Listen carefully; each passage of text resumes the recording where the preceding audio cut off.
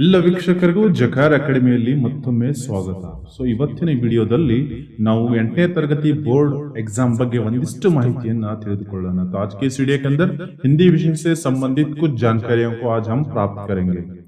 तो आप सभी को यह पता है कि ಮಾರ್ಚ್ 13 से 18 तक ಮಾರ್ಚ್ 13 ರಿಂದ 18 ರವರೆಗೆ 5 ರಿಂದ 8ನೇ ತರಗತಿಯ ಬೋರ್ಡ್ ಎಕ್ಸಾಮ್ಗಳು ನಡೆಯಲಿದ್ದಾವೆ.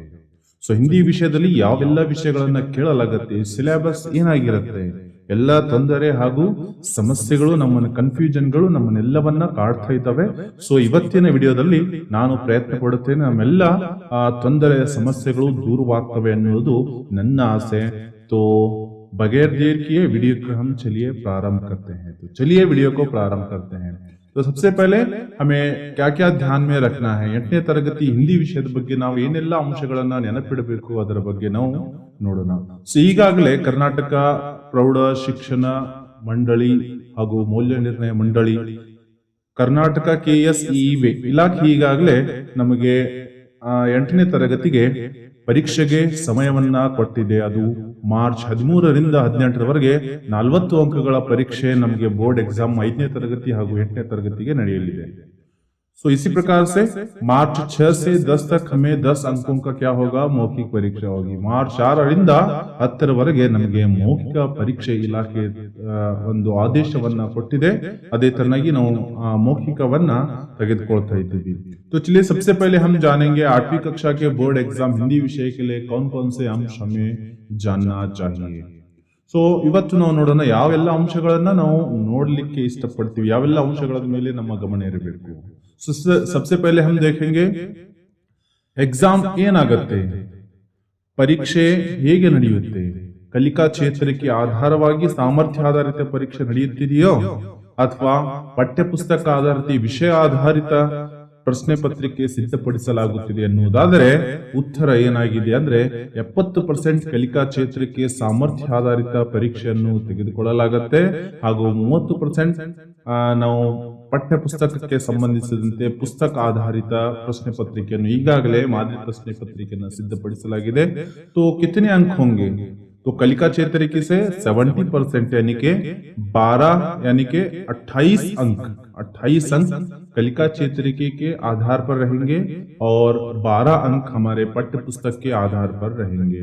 तो चलिए एक बात तो हमें क्लियर हो गई कि 28 अंक हमें आने वाले हैं कलिका क्षेत्र के हिसाब से, यानी कि जो हमारे प्रतिफल दिए गए हैं वहां से आने वाले हैं, और जो 12 अंक आने वाले हैं जो हमारे किताब हमारे लिए 8वीं कक्षा के लिए दी गई है वहां से 12 अंक आने वाले हैं. तो चलिए सिलेबस क्या होगा, सिलेबस हमारा क्या होगा. तो सिलेबस के लिए देखिए हाफ सेम कंसिडर किया जाएगा, ಅರ್ಧ ಸೆಮಿಸ್ಟರ್ ಅನ್ನ ಕನ್ಸಿಡರ್ ಮಾಡಲಾಗುತ್ತೆ. ಅಂದ್ರೆ ನವೆಂಬರ್ ನಿಂದ ಮಾರ್ಚ್ ವರೆಗೆ ಈಗಿನವರೆಗೆ ಏನು ಪಠ್ಯಕ್ರಮವನ್ನ, ಏನು ಸಾಮರ್ಥ್ಯಗಳನ್ನ, ಯಾವ ಕಲಿಕಾ ಚೇತರಿಕೆಯನ್ನ ಸಾಮರ್ಥ್ಯಗಳನ್ನ, ಲರ್ನಿಂಗ್ ಔಟ್ಕಮ್ಸ್ ಗಳನ್ನ ಕಲಿಸಲಾಗಿದೆಯೋ ಅದರ ಬಗ್ಗೆ ಈ ಒಂದು ಪರೀಕ್ಷೆ ಇರುತ್ತೆ. तो सबसे पहले हम जानेंगे कि प्रतिफल 6 से लेकर 11 तक हमारे कलिका क्षेत्र के आधार पर यहाँ से प्रश्न पूछे जाएंगे. जैसा कि प्रतिफल 6 है, आपस में वार्तालाप या संवाद करेंगे और लिखेंगे. प्रतिफल 7 है, तरह तरह के रचनाओं को पढ़कर संदर्भ अनुसार चर्चा करेंगे. तो सामर्थ्य 8 हमारा प्रतिफल 8 जो है समानार्थक और विलोमार्थक शब्दों को समझेंगे. इसी तरह से हमारा प्रतिफल 9 है, दिए हुए लेख को पढ़कर वस्तुओं, व्यक्तियों और प्राणियों के नामों को समझेंगे. और हमारा प्रतिफल 10 है, हिंदी के गिनती के बारे में हम जानेंगे. और हमारा प्रतिफल 11 है, पत्र लेखन के माध्यम से वाक्य रचना के बारे में सीखेंगे या जानेंगे. तो यहाँ से इल्लिंದ ಈ ಒಂದು 6 ರಿಂದ 11 ನಮ್ಮ ಏನು ಸಾಮರ್ಥ್ಯಗಳಿದ್ದಾವೆ ಅಲ್ಲಿಂದ ನಮಗೆ 28 ಅಂಕಗಳು ಬರುತ್ತವೆ. ಅದೇ ತರನಾಗಿ ಟೆಕ್ಸ್ಟ್ ಬುಕ್ अगर हम देखेंगे ನಮ್ಮ ಪುಸ್ತಕವನ್ನ ನೋಡುವುದಾದರೆ ಪಾಠ 9 से 17 तक पूछा जा सकता है. 9 ರಿಂದ 17 ಪಾಠಗಳವರೆಗೆ ನಮಗೆ ಪ್ರಶ್ನೆಗಳನ್ನ ಆ ಒಂದು ಪಾಠದ ಮುಖಾಂತರ ಕೇಳಲಾಗುತ್ತೆ. तो पाठ 9 है हमारा मोबाइल का बोलबाला, पाठ 10 है अभिनव मनुष्य, पाठ 11 है वृक्ष प्रेमी तिम्मक्का, और पाठ 12 है हरा घोड़ा, पाठ 13 है चुंबक है धरती हमारी, और 14 है जीवन धात्री वर्षा, 15 है भारतीय त्योहार, 16 है संतुलित आहार, और 17वां जो पाठ है कबीर के दोहे हैं। ಎಲ್ಲ ಪಾಠಗಳ ಮುಖಾಂತರ ಪ್ರಶ್ನೆಗಳನ್ನು ಕೇಳಬಹುದಾದರೆ ಮುಖ್ಯವಾಗಿ ಪಾಠ 11 ವೃಕ್ಷ ಪ್ರೇಮಿ ತಿಮ್ಮಕ್ಕ, ಪಾಠ 11 ವೃಕ್ಷ ಪ್ರೇಮಿ ತಿಮ್ಮಕ್ಕ ಹಾಗೂ ಜೀವನಧಾತ್ರಿ ವರ್ಷದಿಂದ ಅನುವಾದವನ್ನು ಕೇಳಲಾಗಿದೆ. ಭಾರತೀಯ ತ್ಯೋಹಾರ, ಇಲ್ಲಿಂದ ನಮಗೆ 3 ಅಂಕದ ಪ್ರಶ್ನೆ ಬರಬಹುದು, ಅದಕ್ಕಾಗಿ ವೃಕ್ಷ ಪ್ರೇಮಿ ತಿಮ್ಮಕ್ಕ, ತದನಂತರ ಜೀವನಧಾತ್ರಿ ವರ್ಷ ಹಾಗೂ ಭಾರತೀಯ ತ್ಯೋಹಾರ ಈ ಪಾಠಗಳನ್ನ ಅತಿ ಹೆಚ್ಚಿಗೆ ಗಮನ ಕೊಡಬೇಕಾಗಿರುವಂತದ್ದು. तो चलिए आगे बढ़ते हैं।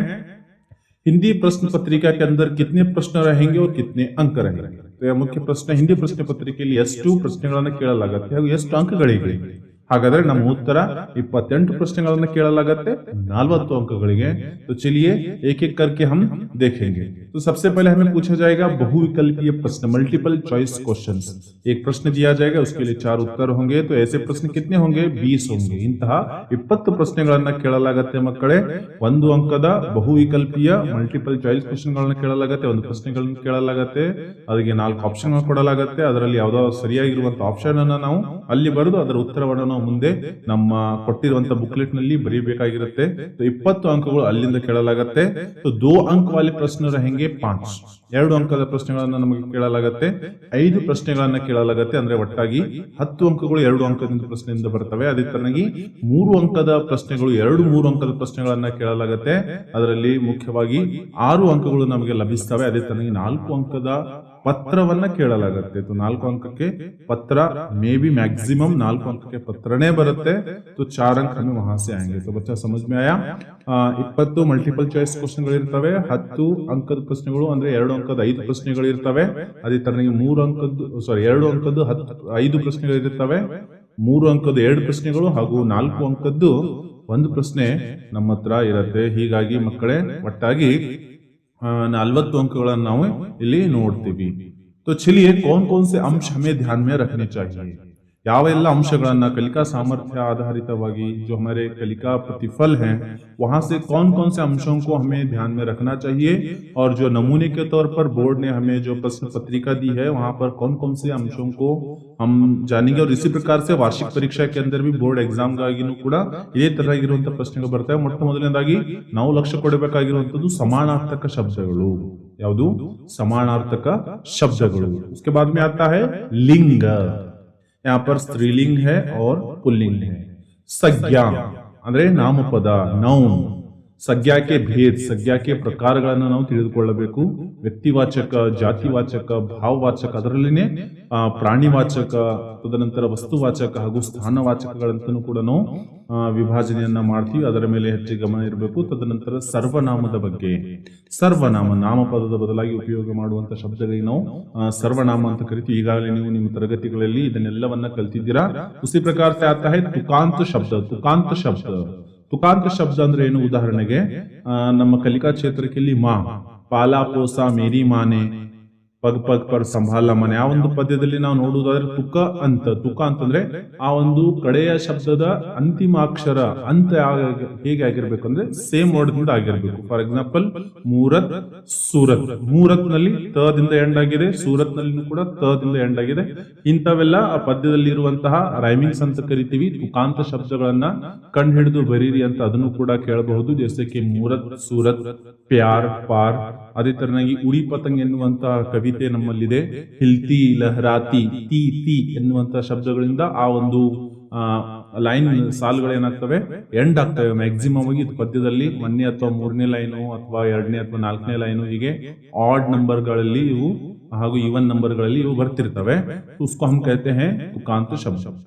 उसके बाद में आता है हमारा ಪ್ರೇರಣಾರ್ಥಕ ಕ್ರಿಯಾರೂಪ। ಪ್ರಥಮ ಪ್ರೇರಣಾರ್ಥಕ, ದ್ವಿತೀಯ ಪ್ರೇರಣಾರ್ಥಕ ಈಗಾಗಲೇ ನೀವು ನಿಮ್ಮ ಶಾಲೆಗಳಲ್ಲಿ ಕಲ್ತಿದ್ದೀರಾ। ಅದೇ ತರನಾಗಿ ಶುದ್ಧ ವಾಕ್ಯ ಲಿಖಿಯೇ, ಒಂದು ವಾಕ್ಯ ಅಶುದ್ಧ ರೂಪದಲ್ಲಿ ಕೊಟ್ಟಿರ್ತಾರೆ, ಅದನ್ನ ಶುದ್ಧ ರೂಪದಲ್ಲಿ ನಾವು ಏನ್ ಮಾಡಬೇಕು? ವಾಕ್ಯವನ್ನ ಬರಿಬೇಕು। ರಿಕ್ತ ಸ್ಥಾನ ಮೇ ಆನೆ ವಾಲಾ ಸಹಿ ವರ್ಣ ಲಿಖಿಯೇ, ಖಾಲಿ ಕೊಟ್ಟಿರುವಂತಹ ಜಾಗದಲ್ಲಿ ಸರಿಯಾಗಿರುವಂತಹ ಶಬ್ದವನ್ನ ತುಂಬಿ ಅದನ್ನ ಒಂದು ಸಾರ್ಥಕ ಶಬ್ದವನ್ನಾಗಿ ಮಾಡಬಹುದು। ಉದಾಹರಣೆಗೆ ಈ ಡ್ಯಾಶ್ ಲಿ ಅಂದ್ರೆ ನಡುವೆ ನಾವು ಮ ಅಂತ ಬರೀಬೇಕು, ಈ ಮಲ್ಲಿ ಆಗತ್ತೆ. ಅದೇ ತರನಾಗಿ ಅ ಮ ಡ್ಯಾಶ್ ದ ಅಮ ರು ಎನ್ನುವಂಥದ್ದು ನಾವು ಅಲ್ಲಿ ತುಂಬಬೇಕು, ಅಮೃದ್. ಈ ತರನಾಗಿರ್ತಕ್ಕಂಥ ಉದಾಹರಣೆಗಳು ನಿಮ್ಮ ಪರೀಕ್ಷೆಯಲ್ಲಿ ಕೇಳಲಾಗತ್ತೆ. ವಿಲೋಮ ಶಬ್ದ ಅಂದ್ರೆ ವಿರುದ್ಧಾರ್ಥಕ ಶಬ್ದಗಳು. ಅದೇ ತರನಾಗಿ ಮುಹಾವರೇಕ ಅರ್ಥ ಮಕ್ಕಳೇ ಈಗಾಗಲೇ ನಿಮ್ಮ ಪುಸ್ತಕದಲ್ಲಿ ಕೂಡ ಬಂದಿದ್ದಾವೆ. ವೃಕ್ಷ ಪ್ರೇಮಿ ತಿಮ್ಮಕ್ಕ ಹಾಗೂ ಹರಾಘೋಡ ಪಾಠಗಳಲ್ಲಿ ಇದನ್ನೇ ಹೆಚ್ಚಿಗಾಗಿ ಕೇಳಲಾಗಿದೆ. ಮುಹಾವರೇಕ ಅರ್ಥನೂ ಕೂಡ ಕೇಳಲಾಗತ್ತೆ. ಪಸೀನಾ ಬಾಹನ ಅದರ ಅರ್ಥ ಏನಾಗತ್ತೆ ಅನ್ನೋದನ್ನು ನಾವು ಬರೆಯಬೇಕು. पसीना बहाना इसका अर्थ होता है परिश्रम करना, हिम्मत न हारना यानी कि धीरज रखना, बीड़ा उठाना यानी कि जिम्मेदारी लेना. ಈಗಾಗಲೇ ಇದನ್ನ ಕೇಳಲಾಗಿದೆ.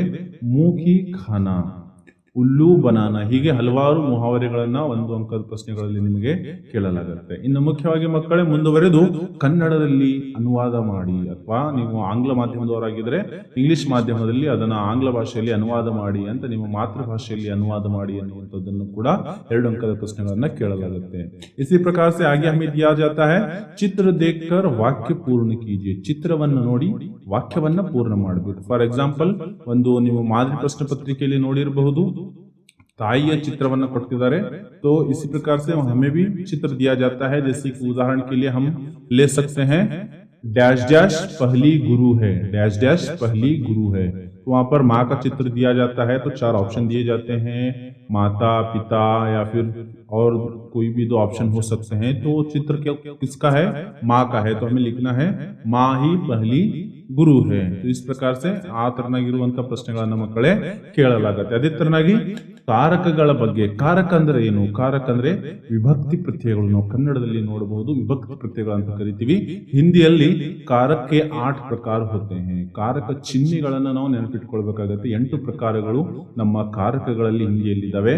ಕರ್ತಾನೆ, कर्म को, करण से, संप्रदान को, के लिए, अपादन से, संबंध का, के, की, ना, ने, नी, रा, रे, री, अधिकरण में, पर, संबोधन, हे, अरे, हो, वा.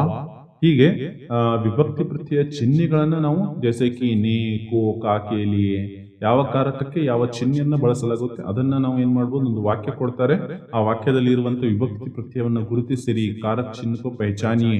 इस प्रकार से हमें प्रश्न पूछा जाता है. फिर आगे हमें प्रश्न पूछा जाता है बेमेल शब्द छांट कर लिखिए. बेमेल शब्द छांट कर लिखिए. ಗುಂಪಿಗೆ ಸೇರದ ಪದವನ್ನ ತೆಗಿಬೇಕು, ಅದರ ಜೊತೆಗೆ ಸೇರದೇ ಇರುವಂತ ಪದಗಳನ್ನ ತೆಗಿಬೇಕು. ಇದನ್ನು ನೀವು ಸರಳವಾಗಿ ಬರೀತೀರಾ.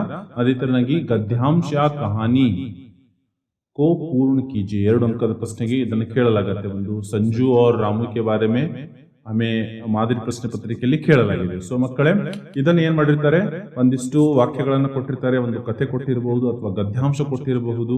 ಅಲ್ಲಿ ನಡುವೆ ಬಿಟ್ಟ ಸ್ಥಳವನ್ನ ಕೊಟ್ಟಿರ್ತಾರೆ, ಬ್ರಾಕೆಟ್ ನಲ್ಲಿ ಏನ್ ಮಾಡಿರ್ತಾರೆ, ಅಲ್ಲಿ ಆ ಶಬ್ದಗಳನ್ನ ಕೊಟ್ಟಿರ್ತಾರೆ. ಆ ಶಬ್ದಗಳು ಎಲ್ಲಿ ಫಿಟ್ ಆಗ್ತವೆ ಅದನ್ನ ನಾವು ತಂದು ಏನ್ ಮಾಡ್ಬೇಕು, ಸಂಜು और ರಾಮು ಡ್ಯಾಶ್ ಡ್ಯಾಶ್ ಥೇ, ಬ್ರಾಕೆಟ್ ನಲ್ಲಿ ದೋಸ್ತ್, ದುಶ್ಮನ್, ಹೀಗೆ ಹಲವಾರು ಶಬ್ದಗಳನ್ನು ಕೊಟ್ಟಿರ್ತಾರೆ. ಸಂಜು और ರಾಮು ದೋಸ್ತ್ ಥೇ ಅದನ್ನ ಮಾಡಿ ಆ ಒಂದು ಕಥೆಯನ್ನ ಅಥವಾ ಕೊಟ್ಟಿರುವ ಗದ್ಯಾಂಶವನ್ನ, ಲೇಖನವನ್ನ ನಾವು ಏನ್ ಮಾಡ್ಬೇಕು, ಕಂಪ್ಲೀಟ್ ಮಾಡಬೇಕಾಗಿರುತ್ತೆ. इसी प्रकार से 2 अंकों के लिए एक प्रश्न पूछा जाता है अनुच्छेद पढ़कर प्रश्नों का उत्तर लिखिए. ಅಂದ್ರೆ ಪ್ಯಾಸೇಜ್ ರೈಟಿಂಗ್. ಅನುಚ್ಛೇದ ಕೊಟ್ಟಿರ್ತಾರೆ, ಗದ್ಯಾಂಶವನ್ನು ಕೊಟ್ಟಿರ್ತಾರೆ, ಅದನ್ನು ಓದಿಕೊಂಡು 2 ಪ್ರಶ್ನೆಗಳನ್ನ ಕೇಳಲಾಗುತ್ತೆ. ಅದರೆಲ್ಲ ಉತ್ತರಗಳು ಅಲ್ಲೇ ಪ್ರಶ್ನೆಯಲ್ಲಿ ಇರ್ತವೆ, ಅದನ್ನೆಲ್ಲ ನೋಡಿಕೊಂಡು ಬರೀಬೇಕು. ಅದೇ ತರನಾಗಿ ಗಿಣತಿ ಸೆ ಆತೆ ಹೈ ಹಮೇं 2 अंक, 1 2 3 4 ಹಿಂದಿ ಗಿನತಿ, ಅದರಿಂದ ನಮಗೆ 2 ಅಂಕಗಳು ಬರಲಿದ್ದಾವೆ. ಅದೇ ತರನಾಗಿ ಭಾವಾರ್ಥ ಅಪ್ನೆ ಶಬ್ದೋ ಮೇ ಲಿಖಿಯೆ. ಭಾವಾರ್ಥನೂ ಕೂಡ ಕೇಳಲಾಗತ್ತೆ ಮಕ್ಕಳು. 2 ಅಂಕಗಳಿಗೆ 2 ಸಾಲುಗಳನ್ನ, ಪದ್ಯದ 2 ಸಾಲುಗಳನ್ನು ಕೊಡಲಾಗತ್ತೆ. ಅದಕ್ಕಾಗಿ ನಾವು ಅದರ ಒಂದು ಭಾವಾರ್ಥವನ್ನ ಪರೀಕ್ಷೆಯಲ್ಲಿ ಬರೆಯಬೇಕಾಗುತ್ತೆ. ಅದೇ ತರನಾಗಿ ಕ್ರಮಾನುಸಾರ ಲಿಖಿಯೆ.